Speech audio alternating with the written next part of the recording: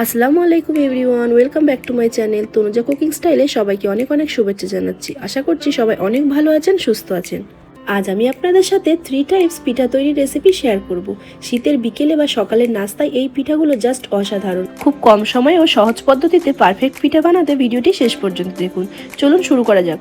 প্রথমে একটি পাত্রে 2 কাপ চালের গুঁড়া, 1 কাপ ময়দা, হাফ কাপ সুজি, সামান্য একটু চিনি, অল্প একটু লবণ আর গুড় মিশিয়ে দুধ দিয়ে একটি মসৃণ ব্যাটার তৈরি করে নিন পাটিসাপটা পিঠার জন্য। ব্যাটারটি 15 মিনিটের জন্য রেস্টে রেখে দিন।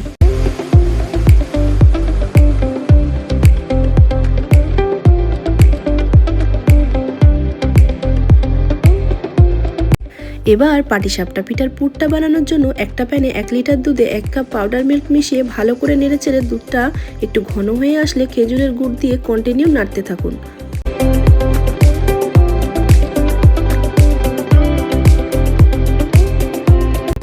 যতক্ষণ না এরকম টাইট কনসিস্টেন্সি চলে আসছে ততক্ষণ নাড়তে থাকুন। ব্যাস, ক্ষীর সেটা রেডি হয়ে গেছে। এবার প্যানে সামান্য তেল ব্রাশ করে 1 হাতা ব্যাটার দিয়ে ছড়িয়ে দিন।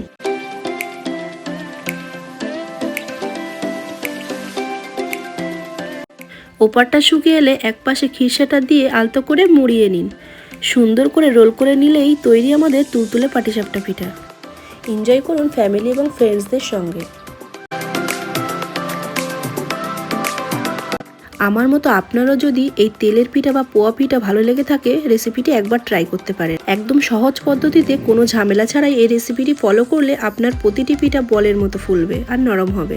প্রথমে 1 কাপ সুজিকে পানি দিয়ে একটু ভিজিয়ে রেখেছি।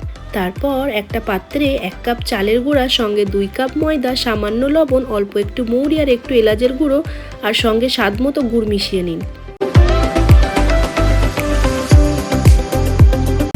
এবার আগে থেকে ভিজিয়ে রাখা সুজিটা দিয়ে আরও একটু গুড় দিয়ে একটা ঘন কিন্তু মসৃণ ব্যাটার তৈরি করে 30 মিনিট রেস্টে রাখুন।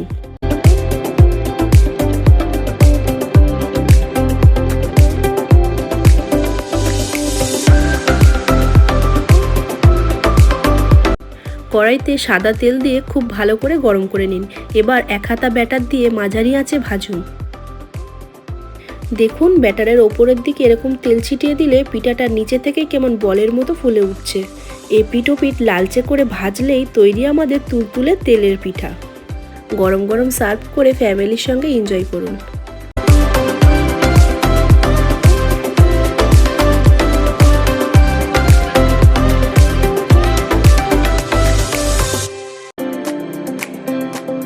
খুব সহজে আর ঝটপট যদি দারুণ কোনো নাস্তা বানাতে চান, তবে একদম কম উপকরণে তৈরি করুন গ্রাম বাংলার ঐতিহ্যবাহী হাতঝাড়া পিঠা বা চিটা রুটি। মাংসের ঝোল বা গুড়ের সাথে এই পিঠা খেতে অপূর্ব লাগে।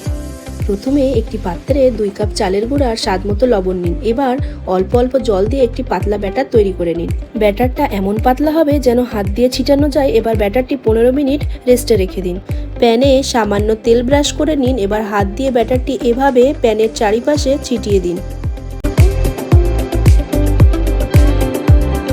ওপারটা শুকিয়ে এলে হালকা করে ফোল্ড করে তুলে নিন।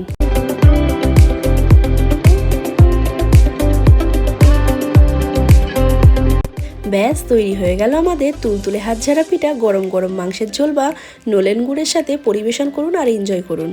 আর ভিডিওটি ভালো লাগলে অবশ্যই একটা লাইক করবেন আর সাবস্ক্রাইব করতে ভুলবেন না। আল্লাহ হাফিজ।